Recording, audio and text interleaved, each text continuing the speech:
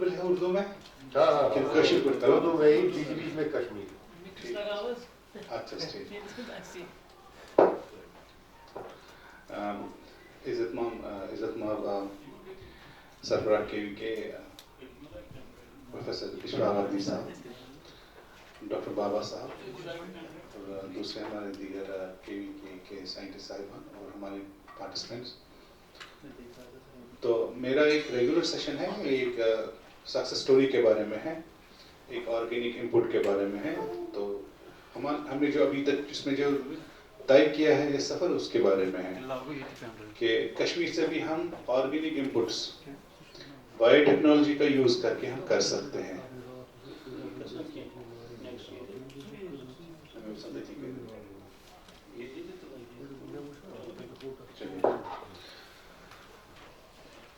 तो इसका ये असल में फर्मेंटेड एक्वाटिक वीट एक्सट्रैक्ट है, जो एक नॉवल प्रोडक्ट है।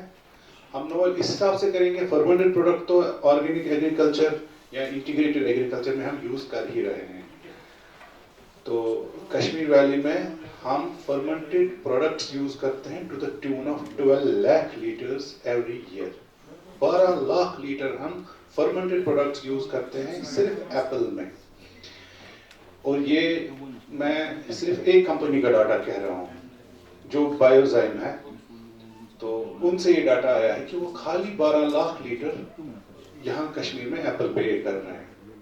जिस वक्त हमने इस प्रोडक्ट को कंसीव किया था, इस आइडिया को कंसीव किया, उस वक्त हमको ये आइडिया नहीं था कि ऑलरेडी यहाँ पर ये सारा इंपोर्ट हो रहा है। तो अगर ये ऑलरेडी फर्मेंटेड प्रोडक्ट्स हम इंपोर्ट कर रहे हैं, फिर ये नॉवल कैसे है? तो नॉवल मीन्स को हमने अगर कुछ नया किया है। तो नॉवल इसलिए है कि जो वो फर्मेंटेड प्रोडक्ट्स हैं वो सीवीड एक्सट्रैक्ट से बनते हैं। समंदरी घास, समंदर चूंकि खजाना होता है, मछलियाँ, फिशिंग, फिर उसमें घास भी निकलती है। तो उसमें कुछ घास निकलती है, तो चूंकि वो घास बहुत ज़्यादा होती है और उससे फर्मेंटेशन टेक्नोलॉजी इस्तेमाल करके प्रोडक्ट्स बनते हैं। जिस प्रोडक्ट्स में हम आप जानते हैं कि अगर आप में से कोई एप्पल फार्मर है तो बायोजाइम, तो इसके साथ और भी जाइम्स आते हैं, नैनोजाइम, साइटोजाइम, मास्टरजाइम, हर्बोजाइम। तो ये सारे दुनिया भर में प्रोडक्ट्स हैं। तो असल में ये कंसेप्ट है, ये कोरियन नेचुरल फार्मिंग। जिस तरह नेचुरल फार्मिंग हम कहते हैं ऑर्गेनिक फार्मिंग, तो इसी तरह एक तरीका है नेचुरल फार्मिंग का, उसको बोलते हैं कोरियन नेचुरल फार्मिंग। क्योंकि कोरिया में जो नेचुरल फार्मिंग है वो बहुत ज़्यादा सक्सेसफुल है, आज भी सक्सेसफुल है। तो उन्होंने कुछ टेक्निक्स बनाई थी नेचुरल फार्मिंग की। जिस तरह क्योंकि नेचुरल फार्मिंग जो है वो खुद इवॉल्व हुई है, वो अपने तजुर्बे से over the years of hundreds of years of farming ये चीज़ें इवॉल्व हो गई है। उसमें एक हमारा वर्मी कंपोस्ट भी है। तो कोरियन का जो स्टाइल है नेचुरल फार्मिंग का वो थोड़ा डिफरेंट है। तो उसी में वो सीवीड से वो बनाते थे। फिर उसके बाद जब चूंकि वो प्रोडक्ट बहुत अच्छा था, तो उसके बाद जो नया एग्रीकल्चर का दौर था, तो उसमें बहुत सारे रिसर्च ग्रुप्स इन्वॉल्व हो गए, जिनको हम सीवीड रिसर्च ग्रुप्स बोलते हैं। Seaweed research groups America, Canada, China, south east Asia, ये बहुत सारी जगहों पर सीवीड रिसर्च ग्रुप्स बने हैं। तो वो सीवीड से प्रोडक्ट बनाते हैं। उनमें एक प्रोडक्ट ये फर्टिलाइजर भी है। इसको आप फर्टिलाइजर बोलो, प्लांट ग्रोथ एनहांसर बोलो, तो उसके बहुत सारे नाम हैं। तो इसमें हमारी नोवेल्टी क्या है? हमारी नोवेल्टी ये है कि हमने उसको सीवीड से उठा के लेक वीड से प्रोड्यूस किया। और लेक वीड से कमर्शियली पूरी दुनिया में कोई प्रोडक्ट, फर्मेंटेड प्रोडक्ट नहीं बन रहा है। तो चूंकि हमारा जो सीवीड का ये बहुत महंगा इधर आता है, क्योंकि इंपोर्ट करना पड़ता है, कंपनियां इंपोर्ट करती है, और हम समंदर के नजदीक नहीं रहते हैं, तो हमको ये बहुत महंगा भी मिलता है। और by default, by the very geography of our Kashmir valley, जिसमें हमारे यहाँ बहुत सारे लेक्स हैं, तो उसकी वजह से अब वो चूंकि पोल्यूशन की वजह से वो लेक्स भी जो है वो पोल्यूट हो रहे हैं, तो उनकी वजह से वहाँ जो वीड्स की ग्रोथ है वो ज़्यादा हो रही है। तो हमारे पास एक नेचुरल वेल्थ आ गई है, सीवीड। हालांकि ये तो हमारे लिए नॉक्शियस वीड है, जो हमारी वाटर बॉडीज को तबाह कर रहा है, हमारे ब्यूटीफुल लेक्स को तबाह कर रहा है। तो हमने इसमें देखा क्या हम इसको फर्मेंटेशन टेक्नोलॉजी यूज करके कोई प्रोडक्ट बना सकते हैं कि नहीं। तो इंशाल्लाह आज हम उस प्रोडक्ट है हमारे हाथ में और बहुत हद तक कमर्शलाइज भी हो गया है। तो मैं बहुत करूँगा, ये बहुत हद तक एक सक्सेस स्टोरी भी है जिसके बारे में मैं आपके साथ शेयर करने वाला हूँ। नॉवल इसलिए है क्योंकि आज तक एक्वाटिक वीट पे फर्मेंटेशन का प्रोटोकॉल नहीं बना था और कोई प्रोडक्ट नहीं बना है एक्वाटिक वीट पे एक फर्मेंटेड प्रोडक्ट, तो इसलिए ये नॉवल है। लेकिन आइडिया ये है वो वही है जो कोरियन नेचुरल फार्मिंग का है। तो थोड़ा सा मैं बैकग्राउंड भी बोलता चलूंगा। मुझे पता है लोगों को बहुत दूर पहुंचना है तो मैं थोड़ा पास गया हूँ। Next please. जैसे मैंने बोला कि बहुत सारे लेक्स हैं हमारे, उसमें हमारा डल लेक है, वुलर लेक है जो एशिया का लार्जेस्ट लेक है, फ्रेश वाटर लेक। तो आंचार लेक है, निगीर लेक है। ये हमारे जो है ये हमारा एक ये विरासत है हमारी। तो ये इन वीड्स में जो है वो इस वक्त बहुत ही हैवी रेनफॉल है। तो ये फ्रेश वाटर इसमें, लेकिन ये वीड्स जो है ना इनका नेचर डिफरेंट होता है जो सी वीड से निकलते हैं, क्योंकि वो खारे पानी के पौधे होते हैं। ये फ्रेश वाटर इनका सारा केमिस्ट्री डिफरेंट होता है। Next please. तो ये एक्वेटिक वीड्स है तो ये फिलहाल गवर्नमेंट एजेंसी निकालती है। तो पहले इसको लाउडा कहते थे, अब LCMA बोलते हैं। खाली डल वीड से हमारा 1 लाख क्यूबिक मीटर जो है वो वीड इस वक्त अवेलेबल है हमारे पास। मुझे मैं ये आपसे शेयर करना चाहता हूँ कि अभी हमने वुलर से एक्सट्रैक्शन शुरू नहीं की है। वुलर जो है वो डल वीड से बहुत बड़ा है और जब हम वुलर से भी एक्सट्रैक्शन शुरू करेंगे, अगर कोई गया होगा वहां, वुलर भी इस वक्त कुछ दिखता नहीं है वहां पर। ऐसा लग रहा है कि सब्जियों का वो है, यहाँ सब्जियां उग रही है और एक बहुत बड़ा सब्जियों का फार्म है। फिलहाल जो है हमारा जो कॉन्सेंट्रेशन है गवर्नमेंट का वो है डल वीड। तो डल वीड से सालों से हम एक्सट्रैक्ट करते हैं और वुलर की बारी अभी नहीं आएगी। तो मुझे लगता है जब हम वुलर की बारी आएगी तो हमारे पास इतना प्रोडक्ट होगा हम पूरी दुनिया को सप्लाई कर सकते हैं। तो 1 लाख क्यूबिक मीटर के लिए पुराना डाटा है, नया भी अपडेट नहीं हुआ है। तो ये हम या तो मैनुअल निकालते हैं या तो मशीनें इस्तेमाल करके। ये जो मशीन आपने ये तो नज़ारा आप लोगों ने डाल के आते जाते देखा ही होगा। और अब वो मैनुअली भी निकालते हैं वो बहुत सारे लोग को एम्प्लॉय करके। तो ये सारा जो है कम से कम 1 लाख क्यूबिक मीटर के आसपास तैयार होता है। Next please. तो ऐसे ढेर आपने आमतौर पर देखे होंगे। मैं भी अपने PhD के दौर से ये ढेर देखता था और हमेशा मुझे इंस्पिरेशन मिलती थी कि इनसे कुछ अच्छा करना है। तो इस वक्त जो हालात आप देख रहे हैं, मेजॉरिटी ऑफ जो वीड्स है इसमें ये पैलेटेबल नहीं है, जानवर इसको नहीं खाते हैं। इसमें जो मेजॉरिटी ऑफ वीड्स है कुछ ही इसमें जानवर खाते हैं और जिसको हम कश्मीरी खोर भी बोलते हैं। तो वो बहुत कम निकलते हैं इसमें। उनका ऑलरेडी आसपास के लोग अच्छा इस्तेमाल करते हैं। लेकिन जो इसमें प्रिडोमिनेंट वीड है जैसे सिरेटोफाइलम है वो पैलेटेबल नहीं है, वो जानवर नहीं खाते हैं। तो लेकिन वो वीड इसमें बहुत ज्यादा निकलता है। तो फिलहाल उसका कुछ अच्छा यूज भी नहीं था। आसपास के कुछ लोग इसको एज कंपोस्ट यूज करते थे। वो ऐसे ऑटोज खरीद के अपने इनमें डालते थे। लेकिन वो वो मसला नहीं है। मसला है हमारी हॉर्टिकल्चर इंडस्ट्री बहुत फैली हुई है, हर एक डिस्ट्रिक्ट में फैली हुई है कि इसका फायदा उधर कैसे पहुंचे, ये मसला है। क्योंकि हमारी हॉर्टिकल्चर इंडस्ट्री है वो बहुत ही मतलब जिसमें हिडन हंगर बहुत ज्यादा है, न्यूट्रिएंट्स नहीं है। अभी ये हमारे एक भाई बोल रहे थे यहाँ पर कि उन्होंने वर्मी कंपोस्ट डाला, वर्मी कंपोस्ट की प्रोडक्शन डबल हो गई। ये कैसे हो गया? अगर देखें नाइट्रोजन तो खाद में 46%, 41% होता है, वर्मी कंपोस्ट में तो खाली 2.5%, 3%, ज्यादा से 5% होता है। ये कैसे हो गया?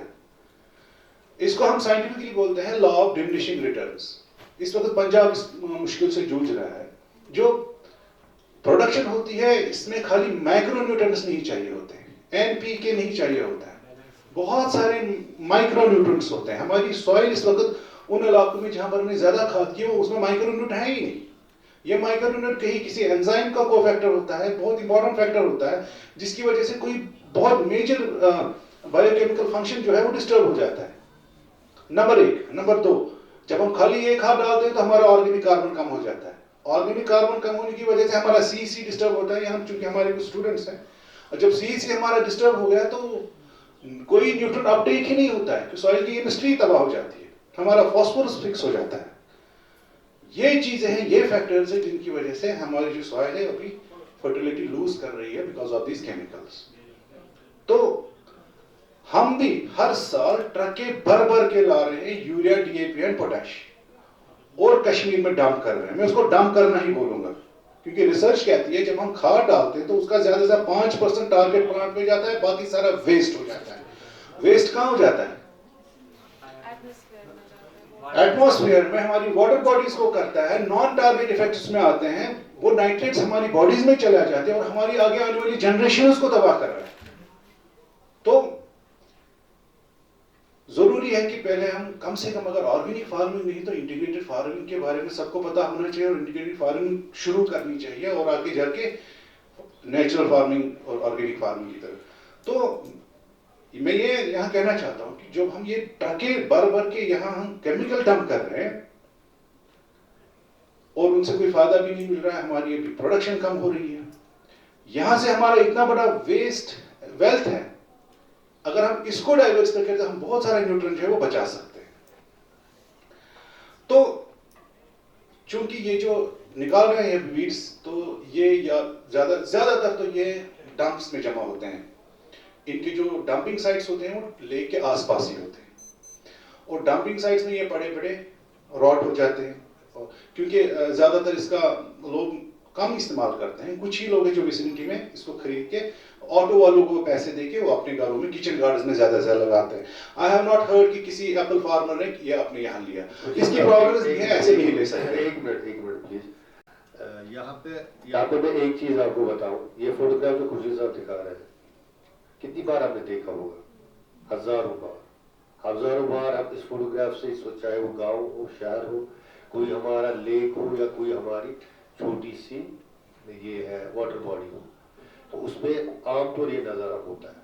मुझे याद है हमारे वाइस चांसलर थे डॉक्टर तेज प्रताप, जब वो यहाँ आए 2010 में, उन्होंने ऐसा ही फोटोग्राफ, मैं उस टाइम डायरेक्टरेट ऑफ रिसर्च में था, तो उन्होंने खुद ही फ्रेम करके ऐसी ही 2 फोटोग्राफ्स हमें दी और हमारे डायरेक्टर रिसर्च थे डॉक्टर शफीक वानी उन दिनों। तो उन्होंने बताया कि मैं आपको ये चैलेंज दे रहा हूं कि how you will convert this thing into a prospective product.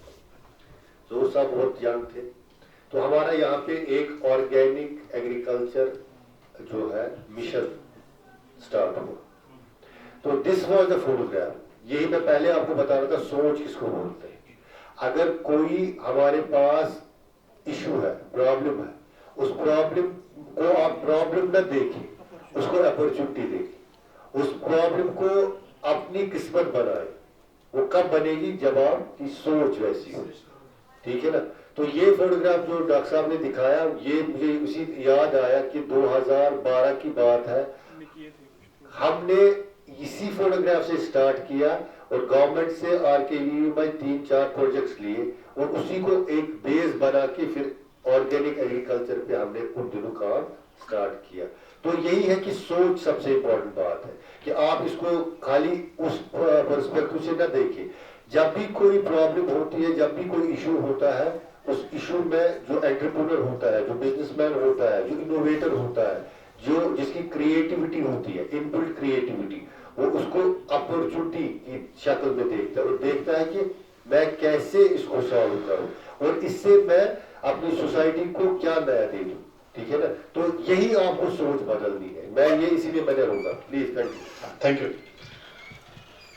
तो जैसे मैंने अभी बोला कि हमारे एप्पल में बड़ा इनपुट इंटेंसिव है न्यूट्रिएंट के हिसाब से, तो आई हैव नॉट हर्ड कि पहले किसी एप्पल ग्रोवर ने इसको इस्तेमाल किया है, क्योंकि मतलब पहुंचा नहीं है एप्पल ग्रोवर्स के पास।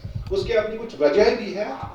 तो लगभग जैसे मुझे लगता है ग्लो टिप्स से आप है, हाँ, you have a fertiliser manufacturing licence, तो ठीक है। तो ये मैं इनको थोड़ा सा बोल दूं कि इस वक्त अगर किसी के पास फर्टिलाइजर मैन्युफैक्चरिंग लाइसेंस है वो इन्हीं के पास है, लेकिन इनको नहीं पता है कि इससे पहले ही फर्टिलाइजर मैन्युफैक्चरिंग लाइसेंस आज से 12 साल पहले इशू हुआ था।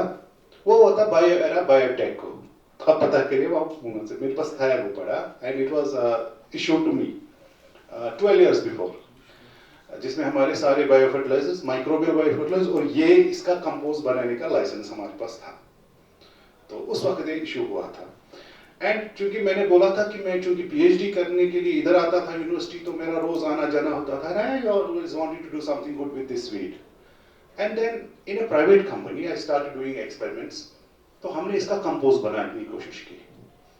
तो लगभग 8-10 ट्रकें हमने इसका कंपोस्ट बना के लोगों को भेजा है, बहुत फायदा मिला लोगों को। लेकिन कंपोस्टिंग के दौरान हमको लगा कि कंपोस्टिंग इसका सोल्यूशन नहीं है, वर्मी कंपोस्टिंग इसका सोल्यूशन बिल्कुल भी नहीं है, क्योंकि इस वीड में आप वर्म्स डालो वो मर जाते हैं, इसमें वर्म्स काम नहीं करेंगे। अब उस वक्त जो हमारे पास टेक्नोलॉजी अवेलेबल थी वो तो या तो कंपोस्टिंग की थी या तो वर्मी कंपोस्टिंग की थी।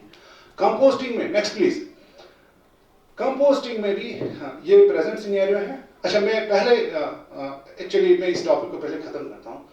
कंपोस्टिंग में जो इसका मसला है, ये बहुत ही मतलब एक्वेटिक प्लांट होता है और बिल्कुल वाटरी प्लांट होता है। जब ये डिकम्पोज होने शुरू हो जाता है तो ये बिल्कुल मड जैसा बन जाता है, बिल्कुल मड, तो उसमें हवा नहीं जाती है अंदर, फिर बहुत वेट करना पड़ता है इसको सुखाने में। मैं इसलिए कह रहा हूं कि यहाँ पर हमारे वर्मी कंपोस्टिंग ये है हमारे पास, फिर हवा अंदर जाने में बहुत प्रॉब्लम हो जाती है, उसको बहुत टाइम लगता है सुखाने में। उसके बाद बहुत जगह होनी चाहिए हमारे पास जहां पर हम इसको सुखाने के लिए छोड़ दें, ताकि ये कम से कम उस मॉइस्चर लेवल पे आए जहां पर एरोब्स और एनारोब्स दोनों काम करना शुरू करें। तो उसमें बहुत टाइम लगता था। उसके बाद जब प्रोडक्ट बनता था बहुत सारी प्रॉब्लम्स आती थी छानने वानने में, लेकिन फिर भी हम इसका प्रोडक्ट बनाते थे और हम अपना उसको हमने मार्जिनल नफा हम इससे कमाते थे। उस वक्त हम 400 रुपए में पर क्विंटल बेचते थे इसको। तो आई थॉट कि नहीं, we have to look somewhere else, इसको यूज करने में हमको किसी और डायरेक्शन में देखना पड़ेगा। And I started thinking over it. तो जब इंसान किसी चीज पर सोचता है, कंटिन्यूअसली सोचता है, कुछ देर के बाद आइडियाज खुद आने शुरू हो जाती है, इसका क्या कर सकते हैं। और अच्छा, I will come to this topic first back, then I will continue.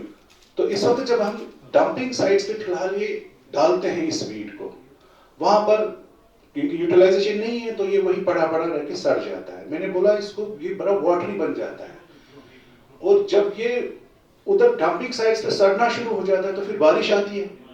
बारिश जो इसके सारे न्यूट्रिएंट्स वॉश करके ग्राउंड वाटर में ले जाते हैं, और ये जो ग्राउंड वाटर, ये मतलब डाल के विसिनिटी में, ये विद इन 2 किलोमीटर ऑफ ये डालते हैं, क्योंकि इनके पास उतना पैसा नहीं होता है कि ये डाल के मतलब बहुत दूर ले जाए। जब ये सारे लीचेट्स नीचे आते हैं तो ये ग्राउंड वाटर को पोल्यूट करते हैं और वापस डाल में आ जाते हैं, क्योंकि डाल के अंदर बहुत सारी जगहों पर, जो डाल के अंदर वो चश्मे हैं जहां पर ग्राउंड वाटर फिर से वापस आता है, तो सारा न्यूट्रिएंट वापस आता है लेक में। तो लेक का ये जो सिलसिला है पोल्यूशन का, ये चलता रहता है। तो दिस अ टेक्निकल प्रॉब्लम वहां पर। तो ये जरूरी है कोई इसको कुछ करे ताकि डल भी बचे इन द लॉन्ग रन, और इससे कुछ इकोनॉमिक एक्टिविटी भी हो जाए। बाकी ये मसला नहीं है कल को डल साफ हो गया तो फिर वीड्स नहीं चढ़ेंगे, नहीं, वीड बहुत है। मैंने कहा ना अभी एक ही लेक से निकाल रहे हैं, दूसरे निकालेंगे तो ये नेक्स्ट प्लीज। तो जैसे मैंने बोला कंपोस्टिंग का मसला है। कंपोस्टिंग जो हमने किया भी है, ठीक है, तो उसमें एक तो टाइम कंज्यूमिंग है, क्योंकि उसके सी-एन रेशियो जो इसका बड़ा गड़बड़ है, और एक बहुत बड़ी प्रॉब्लम है इसमें। एक्चुअली ये हाइड्रोफोबिक प्लांट होता है, क्योंकि ये पानी में उगता है, तो पानी में इसका केमिस्ट्री ऐसी है, ये वाटर को रिपेल करता है। अगर इसे हम कंपोस्ट भी बनाते हैं ना, बहुत प्रॉब्लम होती है, उसको बहुत ब्रेक डाउन करना पड़ता है।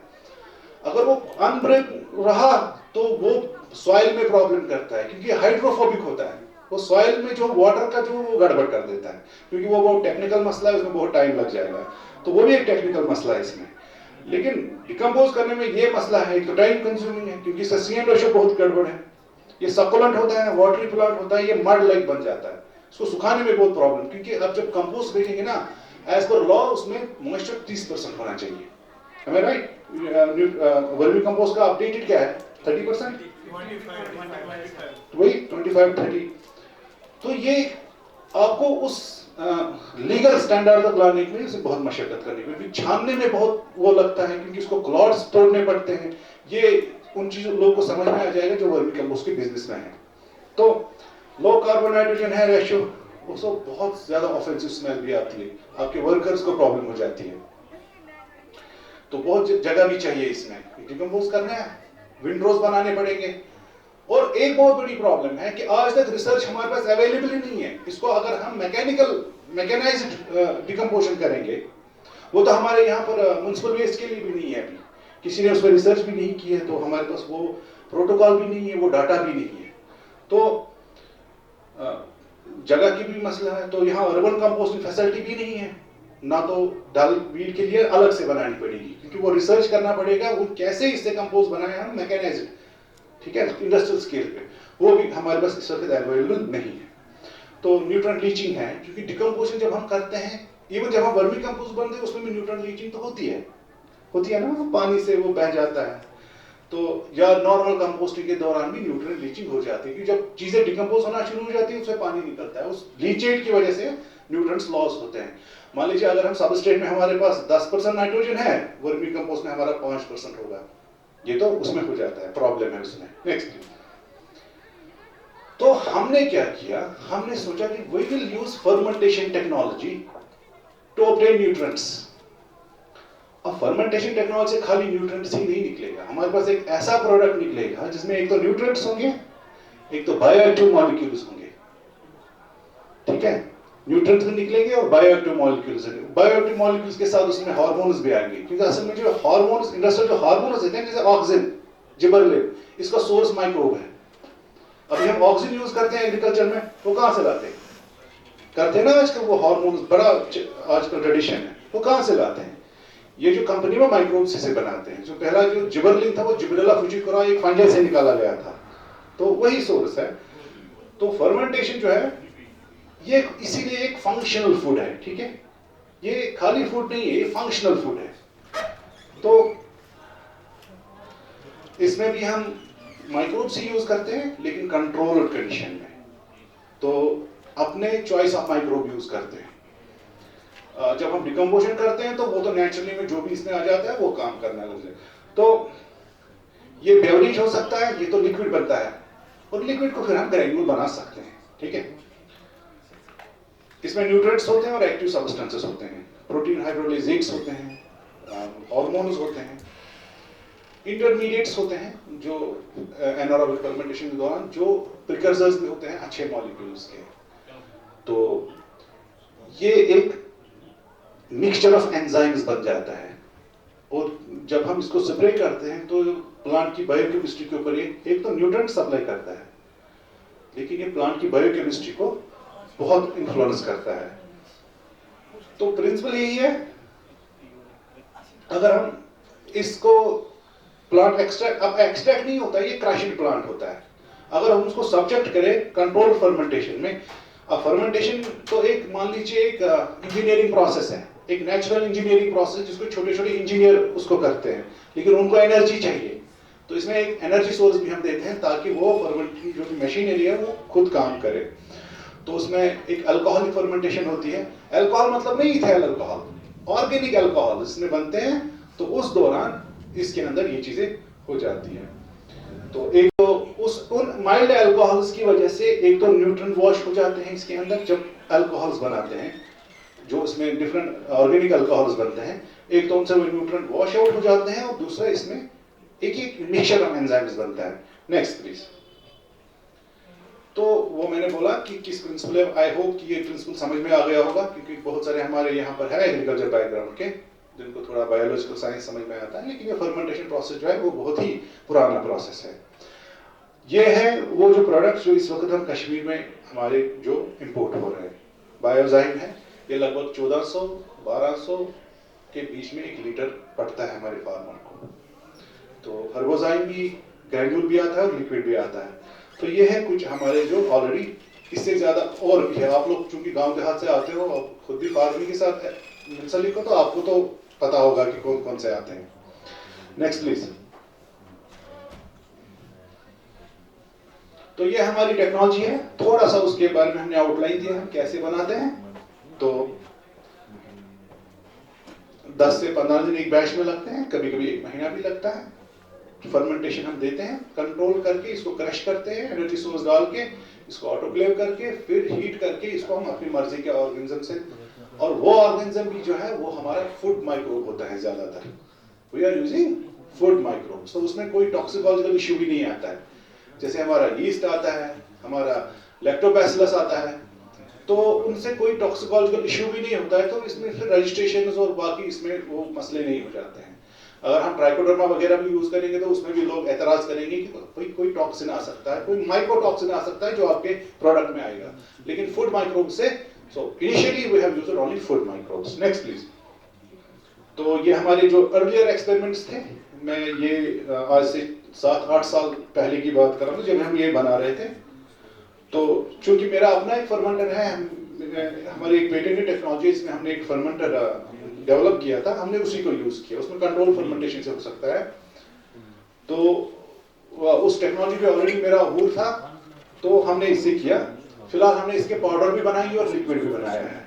ग्रैन्यूल हम बहुत जल्दी यूज करेंगे, because we are doing some research कि हम लोकल ही रिसोर्स ग्रैन्युलर मटेरियल लोकल ही यूज करें, क्योंकि हमारे हाथ कुछ अच्छे लोकल कैरियर्स यूज लगे हैं जो बहुत अच्छे भी है और हम उसी को यूज करना चाहते हैं। तो मेरे ख्याल से in next some time we will have granule also. Next please. Application method इसका सेम है। ये सॉरी टू से ये पुराना स्लाइड है, लेकिन आजकल जो हमारा इसका डाइल्यूशन है 1 लीटर into 300 लीटर्स हम करते हैं, क्योंकि हमारा R&D हमारा ऑलरेडी प्रोडक्ट मार्केट में है, we are selling it from last 2 years। लेकिन इस वक्त जो हमारा डाइल्यूशन है वो 1 लीटर हम 300 लीटर पानी में डालते हैं, ये हमारा डाइल्यूशन है। सॉइल एप्लीकेशन भी डाल सकते हैं ड्रिप इरिगेशन के साथ, या डायरेक्टली ड्रंचिंग कर सकते हैं, लेकिन ज्यादातर हमारा स्प्रे ही होता है इस time. Next please. Product validation जो है, क्योंकि खास का अपना तरीका है, यहाँ कोई चीज आपको कमर्शलाइज नहीं करने देंगे जब तक वो वैलिडेट नहीं होता है। तो हमारा वैलिडेशन हुआ है वेजिटेबल्स पे, एप्पल पे हुआ है, पल्सेस पे भी हुआ है, और फिलहाल हम कुछ इसमें फायदे जो इस वक्त हम इन्यूमरेट कर सकते हैं। एक तो यील्ड एनहांसमेंट में हुआ है, कलर एनहांसमेंट यानी क्वालिटी, क्लोरोफिल परसेंटेज में तो 2 फोल्ड्स जो है उसको असर पड़ता है, और फ्रूट रिटेंशन, जो फ्रूट फॉल की प्रॉब्लम है हमारी, उसमें हुआ है। और पिछले 2 साल से जब हमने फार्मर के ये दिया है, देखिए एक तो हमारा अपना वैलिडेशन ट्रायल हो गया, जो हमारी RCM ट्रायल होती है या कोई दूसरी वैलिडेशन ट्रायल, हमारे एक्सपेरिमेंट्स होते हैं। तो उसके अलावा इस वक्त 2 सालों से हमारे पास फार्मर्स का डेटाबेस है कि फार्मर्स ने किस किस ने यूज किया है। तो हम फार्मर को भी एक गूगल फॉर्म देते हैं कि आप अपने जो रिजल्ट्स है, तो मैंने इस वक्त किसी फार्मर को ये नहीं कहते सुना कि मुझे फायदा नहीं मिला। सारे फार्मर, मेरे पास इस वक्त 100 रिव्यूज है गूगल फॉर्म्स में, 100 रिव्यूज सब बोलते हैं कि हमको फायदा मिला है, हमारा पैसा बहुत अच्छी तरह रिकवर हुआ है। तो कुछ और रिव्यूज, वो चूंकि लिंक अभी ओपन है तो इस साल भी अब उसमें ऐड होंगे। तो इस साल तक अभी तक मुझे लगता है हमने 15,000 लीटर फार्मर्स को दिए हैं ये मार्जिनल कीमत पे। तो हमारे पास इस वक्त 100 रिव्यूज अवेलेबल है, जो लिंक्स जिन्होंने बनी हुई है। हाँ, और जो इनमें मैं ऐड करता जाऊं, आमतौर पर जब कहते हैं कि फ्लावर ओपन होता है एप्पल का, तो उस वक्त हम कुछ रेकमेंड नहीं करते हैं। लेकिन जिन फार्मर्स ने फ्लावर ओपन होने के टाइम पे ये स्प्रे किया है, वो बोलते हैं कि हमारे फार्मर में जो है इंसेक्ट एक्टिविटी वो इंक्रीज हो गई, हमारा पॉलिनेशन उसमें बहुत अच्छा इंसेंस हुआ है। तो इवन हमने जो अपनी ट्रायल्स की थी तो उसमें हमने फ्लावर ओपनिंग के टाइम स्प्रे नहीं किया था, लेकिन कुछ फार्मर्स ने किया था फ्लावर ओपनिंग। उन्होंने बोला कि क्योंकि इसमें कोई फर्मेंटेड शुगर्स होते हैं, मैंने जैसे कहा कि मैन्युफैक्चरिंग दौरान हम शुगर्स ऐड करते हैं, तो उनकी वजह से बी एक्टिविटी मैनीफोल्ड्स इंक्रीज हो गई उन ऑर्चिड्स में। तो वो बोलते हैं हमारा जो फ्रूट सेटिंग है वो बहुत ही इनहैंस हो गया है। ये हमारा रिसर्च पॉइंट नहीं था, लेकिन ये फार्मर का हमने दिया है, क्योंकि अब जब बहुत सारे फार्मर रिपोर्ट किया तो ये खुद ही एक अब ये बन गया। Next please. हमारे जो साइलेंट प्रेशर, ये तो पहले कॉस्ट इफेक्टिव है क्योंकि कश्मीर में बनता है, हमने खुद इसकी प्रोडक्शन टेक्नोलॉजी बनाई है, लोकल ही है।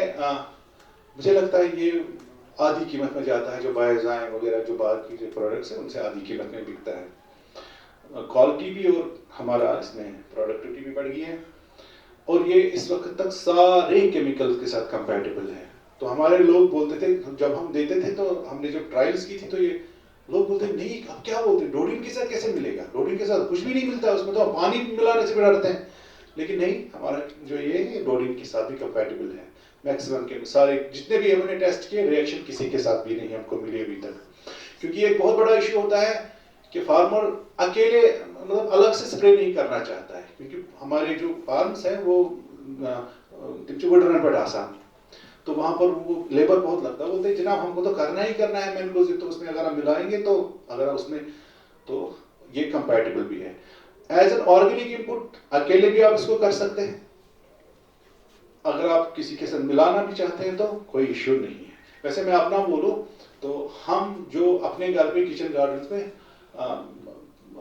वहां पर नई मिट्टी डाली थी हमने, तो वहां पर कोई प्रोडक्शन नहीं निकलती थी। तो पिछले 4 सालों से हम वहां से अच्छी खासी बम्पर क्रॉप निकालते हैं, सब्जी में टेस्ट भी होता है और हम कोई खाद नहीं डालते हैं। सीधे नीचे वर्मी कंपोस्ट होता है या तो कंपोस्ट होता है, ऊपर हम 15-15 दिन बाद एक स्प्रे करते हैं, बस कुछ भी नहीं, कोई प्रोडक्शन में कमी नहीं होती है। अगर आप उसमें क्लोरोफिल देखोगे तो हमारा ग्रीन सबसे कम साइज में वही ग्रीन होता है। हम 15-15 दिन बाद एक स्प्रे करते हैं। This is my kitchen garden. तो it is amenable as per local requirements.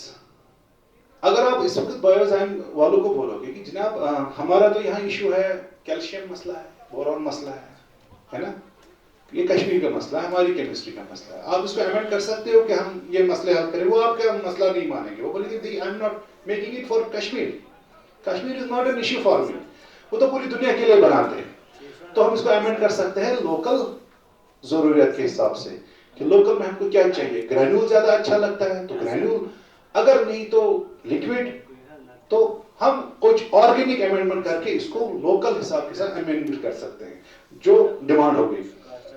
तो ये ऑर्गेनिक है और कंपैटिबल भी है, integrated nutrient management, local production protocol है, हमारे पास टेक्नोलॉजी है, तो रॉ मटेरियल यही है। और जो भी इसको करेगा तो उससे यहाँ के लोगों को ही रोजगार मिलेगा। और अगर कल को ये इतना बढ़ गया कि हमने पूरे इंडिया को सप्लाई किया तो ये इंडस्ट्री लोकल ही है, तो it will bring money to our state. Right now we are draining our money to outside, क्योंकि हमारे 2000 करोड़ जो है इस वक्त इनपुट्स में चले जाते हैं, या तो हम पेस्टिसाइड खरीदते हैं या तो खादें खरीदते हैं। हाँ, तो इससे लोकल एम्प्लॉयमेंट भी जनरेट होती है। Next please. ये तो थोड़ा बिजनेस का है, मेरे ख्याल से आप आगे जाओ प्लीज। हाँ, तो ये इस वक्त जब फाइल हुआ था, लेकिन चूंकि मैंने वो स्लाइड ऐड नहीं किया, इस साल 2024 के लास्ट दिनों में ये ग्रांट हो गया है, इसका पेटेंट इस वक्त ग्रांटेड है। We obtained this patent, I mean we 2-4 महीने पहले हमको इसका पेटेंट ग्रांट हो गया है। अच्छा, इसमें जब हमने ये बनाया तो हमको मसला हो गया है कि जो मशीनरी इसमें यूज होती है फर्मेंटेशन टेक्नोलॉजी में, वो इसमें कुछ लगी ही नहीं। अभी मैंने आपको बोला था कि जब वो कोई आइडिया होता है, ऐसा नहीं होता उसमें प्रॉब्लम नहीं आती है। पहले मैंने सोचा कि इसका कंपोस्ट बनाएंगे, लेकिन इसमें बहुत बड़ी प्रॉब्लम हो गई और मुझे ये समझने में 1-2 साल लगे। फिर जब हमने ये प्रोडक्ट बनाया लैब स्केल पे, फिर जब कमर्शियल स्केल पे हम चले गए, तो कमर्शियल स्केल में जब ज्यादा प्रोडक्शन करनी थी तो उसके पास हमारे पास जो इक्विपमेंट्स बाहर थे वो नहीं लगे, यानी जो इसमें लगते हैं नॉर्मली। जैसे अभी ये भाई साहब कह रहे थे, क्योंकि इनको मशीन खुद बनानी पड़ी, इनके आइडिया आया, तो ये चैलेंज भी हमको आया कि इसमें मशीनें जो है, ना तो वो फर्मेंटर्स लगे हमको, ना तो वो क्रशर्स लगे। तो दूसरा चैलेंज खड़ा हो गया, जिसको हमने 1-1.5 साल में फिर हल किया कि जो मशीन है वो खुद ही बनानी पड़ी, खुद ही डिजाइन करनी पड़ी। इसमें जो हमने ये फर्मेंटर देख रहे हैं, ये फर्मेंटर हमने खुद बनाया है। तो थोड़ी सी रिसर्च फंडिंग हमको मिली थी उस टाइम।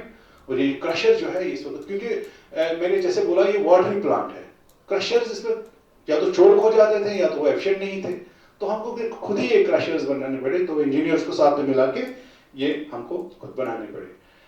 Next please.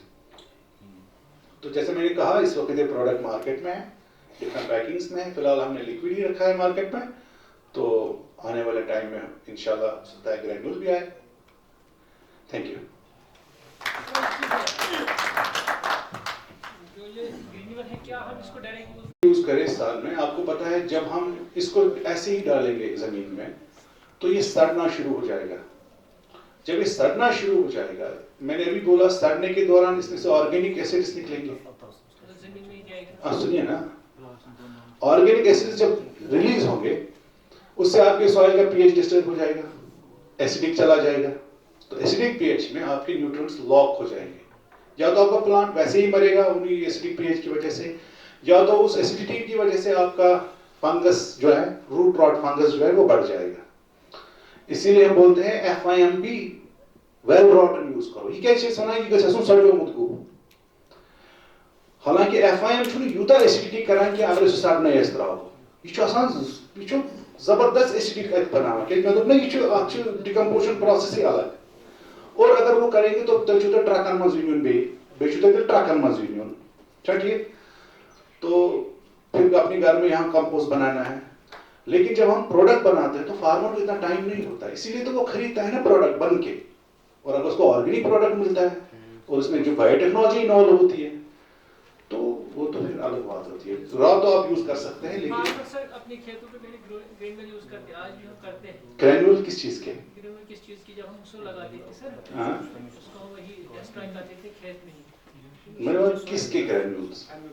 जब हम मसूर वगैरह लगाते थे सर खेत में, जब वो ग्रीन होता था इतना बड़ा, तो हम फिर उसको ऊपर ग्रीन मैन्यूरिंग है, ये तो अलग होता अलग है।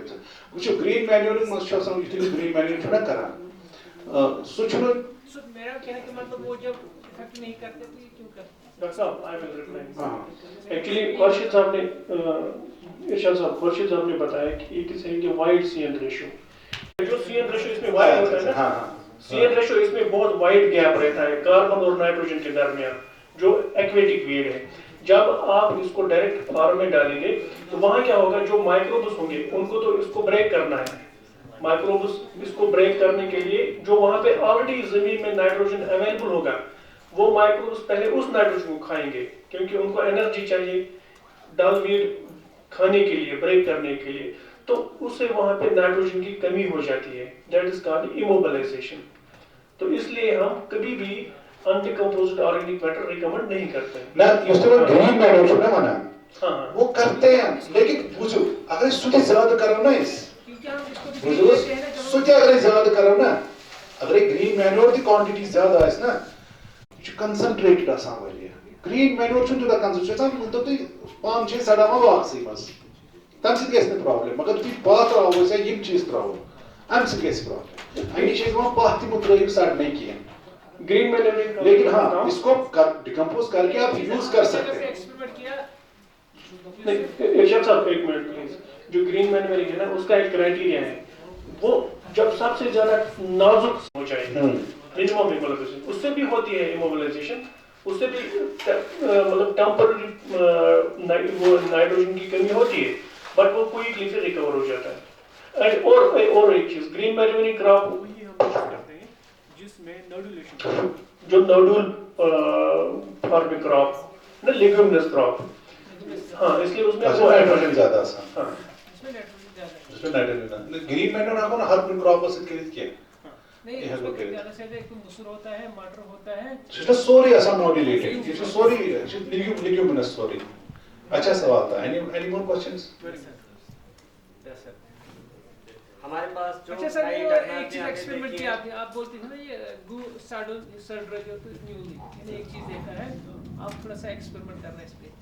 अच्छा तो एक ब्यूअल आपको अच्छा, मैंने उसमें तुरंत जब गो सब ऐसे कोर वेस्ट कोर तो त्रो में सुता पहलाई, मतलब बुझ से क्या कहते, मगर इथे का प्रोसेस डायरेक्ट जमीन पे स्ट्रो के घास पे घास तो ऐसे ऐसे अमूल इंतजाम क्या ऐसे ब्यूअल चलावा हाथ पर वक्त मसरागन दिल वक्त कांति ब्यूअल का तो पैकेट से दवा या सही कवर मसरान घास एम का मुझे कि साइंटिस्ट बनाना चाहिए एमसी मास्टर का ऐसे मेंटेन बेचना पड़े हीट जैसा जनरेटर से पत्र उस तक पैकेट गो मतलब तो उस पाने कितने नहीं दिया मैं बस तब से सीड जर्मिनेशन के वारिया सुविधा गोहिस्त सीड दरमियान उस घास हां ana ushas atasan general rule अगर तम एसिडिटी प्रॉब्लम क्वांटिटी कम तुम या ऑलरेडी सॉइल एल्कलाइन तम बफर गोमुत मगर फार्मर्स रिकमेंडेशन दिवान रिस्क तुलान कह रिस्क कुछ सात गि प्रॉब्लम क्या फैक्टर यह हेको वन कह मगर जर्नल अगर सडन कह चीज त्रो यह प्रॉब्लम वर्मी कंपोस्ट क्या करान अगर यह मटीरियल ओन घास सोदी त्रो जमीनस क्या दपान वर्मन तुम खेयू गो ताकि तमिश डिकम्पोशन ग फास्ट Actually, उसमें एक आप सेंटेंस था YouTube उसमें क्या इसको सर मैं मैंने कुछ पूछी उसमें ड्रामास में रहा आबस क्या बस बाकी क्वेश्चन बराबर है मतलब ना फर्मेंटेड प्रोडक्ट बनी कोई मैं क्या दो मैं तो इशू और ये नेचुरल फार्मिंग तब किसको से फर्मेंटेशन बसना वच मत सह घर ते बनायत तम को मगर लाइव सह घर ते कुनी मटेरियल और पत तम को सर तम का खत को use as a seed treatment वेंजाइम से चका सीड ट्रीटमेंट दित वचो यह दा टाइम इस करन डाइल्यूट सीड गस दादो ब्रोट फिट ये होता है क्या मैं क्या दो आप हार्मोन्स आसान ऑक्सीजन आसान बेचो मसलो आजकल क्या फर्मेंटेड चीज जरूरत तुम हेकू घर ते फर्मेंटेशन कर जरूरी तुम करू मसलो घर कह प्लांट आन कर्फी नाइट्रोजन नंबर 2 करू क्रश शुगर त्रुस करू घर फर्मेंट लेकिन हम जो बात कर रहे हैं वो कमर्शियल की बात कर रहे हैं तुम कूदा घर तुम करू पन्निस घरस में इस्तेमाल है मगर हम जब ये बनाते हैं ना ये घर इस्तेमाल होगा क्योंकि हमारे पास इस पे फैक्ट्री लगेगी बहुत सारी जगह बहुत सारा प्रोडक्ट क्यों माइक्रोब करू इस्तेमाल अगर यीस्ट तह प्लांट करू क्रश तब बनाइए पूरी पेस्ट सोई त्रुस कह शुगर साथ में उसमें पानी डालो और उसके ड्रम में रखो कुछ दिनों बाद ये 1 महीने के बाद ये फर्मेंटेड प्रोडक्ट बन जाएगा लेकिन मसला है कि आप ज्यादा से ज्यादा अपने पड़ोसी को दे पाएंगे खुद के लिए इस्तेमाल कर पाएंगे लेकिन अगर मार्केट में कोई प्रॉब्लम अवेलेबल तो वो सब इस्तेमाल कर सकते हैं इन्फॉर्मेशन सर मुझे यहाँ पे लगा कि फार्मर्स को इतना पता नहीं है कि सीड ट्रीटमेंट करना चाहिए आजकल जरूरी क्योंकि आपको पता है कि बीमारी आदि है मैं कहूँगा कि एकदम वो केमिकल फर्टिलाइजर केमिकल बंद हो जाएगा तो इस वक्त हमारे एक सीड साइंटिस्ट है वो डिफरेंट सीड्स पे ये यूज कर रहे हैं और ये डाटा भी जल्दी हमारे पास आएगा लेकिन हाँ दुनिया भर में सीड ट्रीटमेंट इससे करते भी है आप कुछ पूछना चाहते थे थैंक यू सर ये जो हमारी एक मशीन मैंने देखी है जो किवाड़ से वापस निकालती है उसको ग्राइंड भी करते हैं देखिए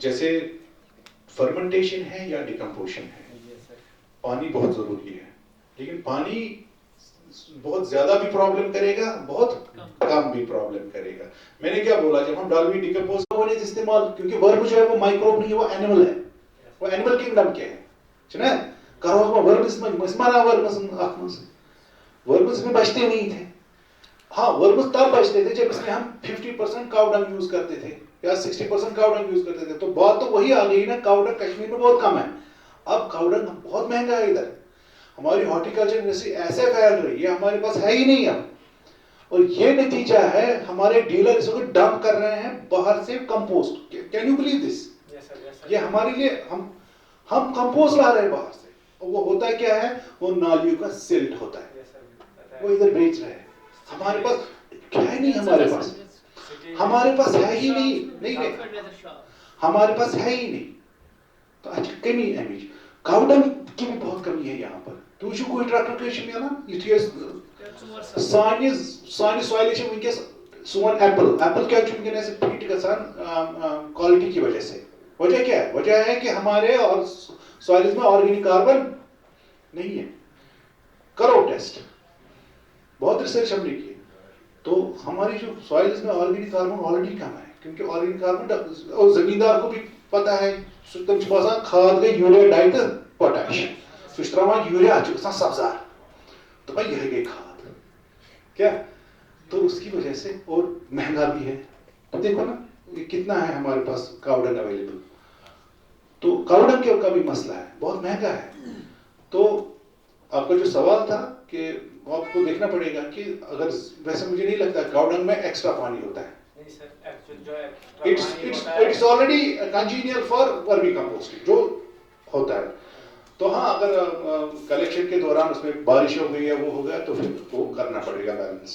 अच्छा सर, आपने तो ये बनाया सर एक्चुअली मेरा इसमें आपने सोचा कुछ ग्राउंड का ग्राउंड की बस हमारे पास ऐसे तो फाइनेंशियल थोड़ी प्रॉब्लम है, क्योंकि इससे हमको फंडिंग नहीं मिली। मैं बताता हूँ आपको, प्रॉब्लम है गवर्नमेंट ऑफ इंडिया ऐसे प्रोजेक्ट्स को फंड करता है जो नेशनल इंपॉर्टेंस होता है।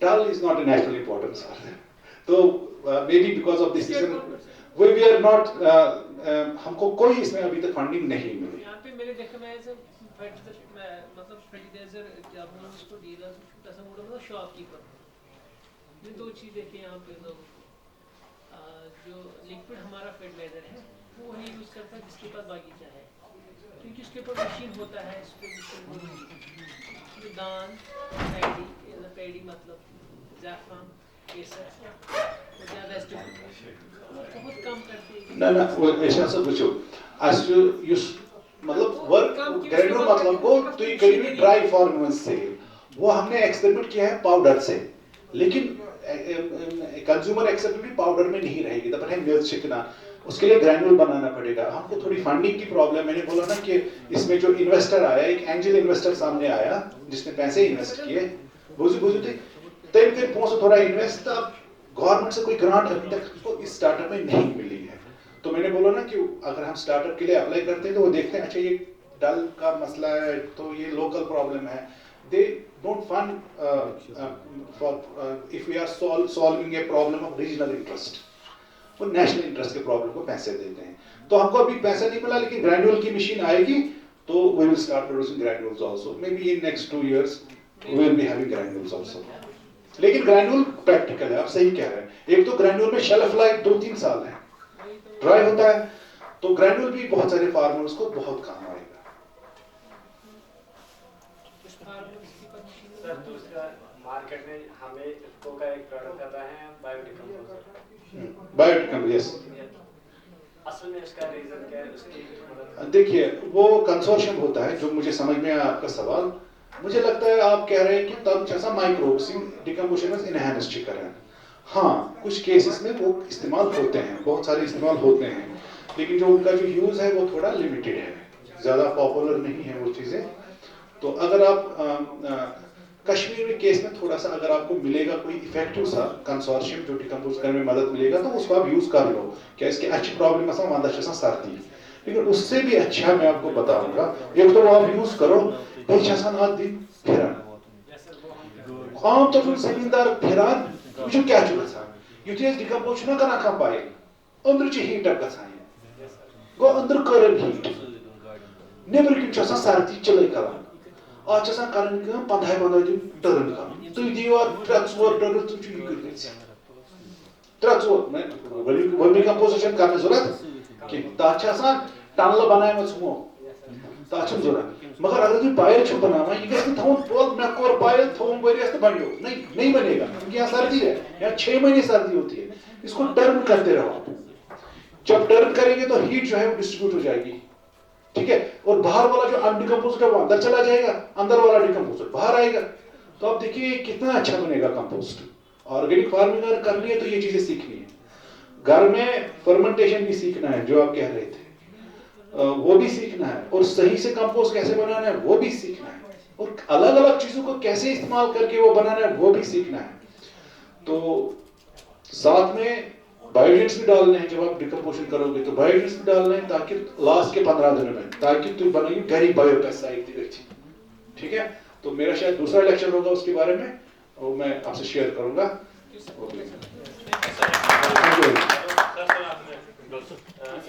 सर पीजीआर से एप्लेन या बाकी चीज मार्केट में चला इस तो बनता है उन सर ब्रांड नेम भी बड़ा किस्ता की ब्रांड नेम वेंजाइम।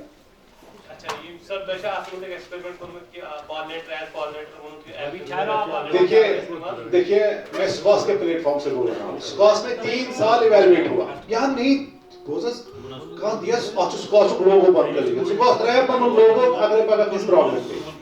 उसके बाद मेरे पास 100 लोगों का अभी मेरे पास है रिव्यू जो गूगल फॉर्म में उसने बनाया। तो ऐसे नहीं होता है स्कॉस में, बिल्कुल गुस्सा कर सकते हैं आप बेसिक एज पासवर्ड से इस्तेमाल करो। एप्लेन अलग है भाई, GPR अच्छा सॉरी जिबर लिंक एसिड इसमें है सुनिए मेरी बात, जब आप एप्लिन यूज करेंगे ना तो आप खाली हार्मोन यूज कर रहे हैं। अब उसमें दो स्कूल ऑफ थॉट्स हैं, एक बोलेगा ये तो गलत है, एक बोलेगा करो। हम जब बोलेंगे ना हमारे इसमें हार्मोन है, ये वो एप्लिन वाला नहीं है, उसमें तो खालिस मिसाल के तौर पर वर्मी कंपोस्ट बेचते हैं, उसमें नाइट्रोजन होता है, लेकिन क्या वो यूरिया है? यू कैन नॉट से दिस इज यूरिया, इसमें है वो। हमारे में भी है हार्मोन, लेकिन उतना जितना आपके प्लांट को जरूरत है उसमें ज्यादा होता है, क्योंकि वो आपको प्लांट को मजबूर करवाता है कुछ काम करने के लिए। हाँ तो समझ युवा एक इंसान करो इसका हार्मोन इंजेक्शन सो बनाए तमिस नॉर्मल को सो तथ एक्टिविटी या आप तो समझ, तो वो हार्मोन है। एप्लिन जो है वो हार्मोन है। हमारे अंदर हार्मोन होता है, बल्कि हार्मोन ही नहीं होता है। और मैं तो एक बात और बोलूंगा, ये प्रोडक्ट्स क्यों जरूरी है आजकल के वक्त में? वुनकस क्लाइमेट चेंज क्लाइमेट चेंज में स्ट्रेस पुलिस कुछ स्ट्रेस टेम्परेचर स्ट्रेस मज लगान सर्दी हूं stress, nutrition stress, water stress. इन स्ट्रेस से लड़ने इन स्ट्रेसों से लड़ने के लिए फर्मेंटेड जरूरी है।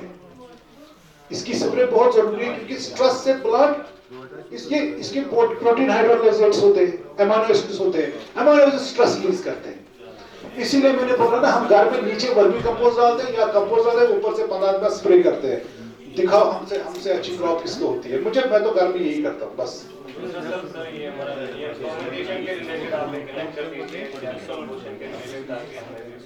Welcome, no problem. मैं यही हूँ, आप लोग के लिए हूँ। हम तो दिन रात यही काम करते हैं कि कैसे लोगों को फायदा मिले। अब फिर लोग आते हैं आगे, वो हमारी टेक्नोलॉजी खरीदते हैं। मैं इस वक्त भी मशहूर के साथ इन्वॉल्व हूँ। बहुत अच्छी टेक्नोलॉजी इंशाल्लाह हमने उसमें ली थी है, जो इंशाल्लाह तरक्की बात है लोगों का। हम तो लगे हैं, हम तो सोल्जर्स हैं, हम तो। Thank you. I hope there are no more questions.